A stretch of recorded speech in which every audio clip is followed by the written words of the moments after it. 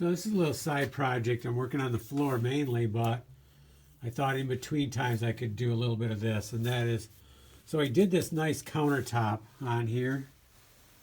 Love it. Looks really good. It's all staying really nice. I mean, it's only been a couple weeks, but. So I had these areas that, like right here was one of these bricks that just powdery. And at first I was going to try to, put something on it to harden it.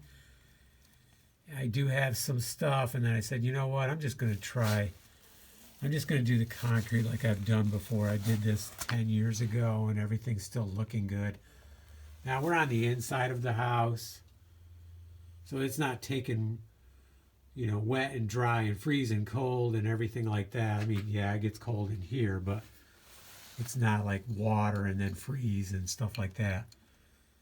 So maybe it's not the same. I wouldn't do the outside of the building, maybe. I don't know. I know everybody says you have to use softer concrete mix, and well, softer doesn't mean it's spongy. Well, it means is you can break it easier because it has more sand in it. That's all it means. So, is it bad to have harder stuff here and softer stuff there? Maybe it is. Maybe it is on the outside of a building because this is going to suck up more water, and then this is going to take more of a beating. And the brick will too. So there's how much porosity and stuff like that is a factor.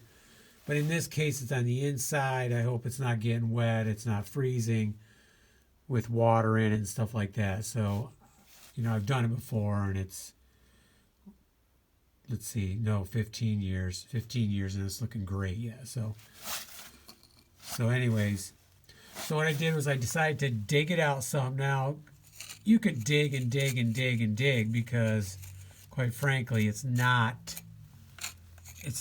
that hard. But in some of these areas, you go like this and it just a whole bunch pops out. But then it's much harder then. It doesn't just pop out like that. So I go through and I take out, the real loose stuff, just take it right out. And then I wet it down because I don't want it to dry fast, or I don't want it to pull the moisture out of the concrete. Because if it does, it pulls it out, if it pulls it out too fast, the concrete can't cure. The mortar mix, I should say.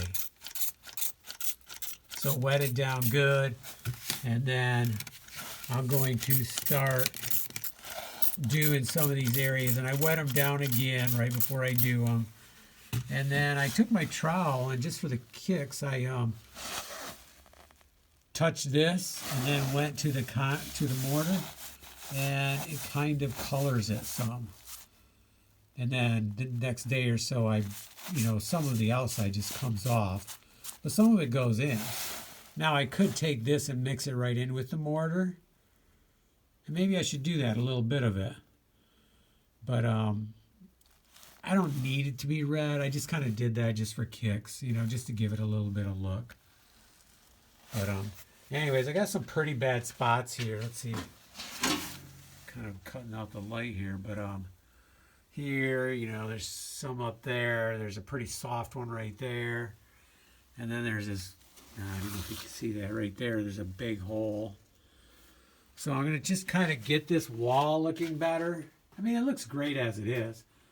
But just kind of get some of these spots that are pretty bad. Oh, there's a bad brick over there I see right there in the center of the screen there. So I'm just gradually doing a little bit here and there, but my main focus is the floor. So I'm going to work on this, 10, 15, 20 minutes, and then I'm going to go use the rest of the mortar to wet lay some more stone down. And then that way tomorrow I can mortar around the in between. Okay, so just a little bit of TLC. And I've done this on other walls, and it's been holding good. So this isn't as bad. That's why this was lower priority. Plus, this is totally interior. Okay, let's make it look a little bit better.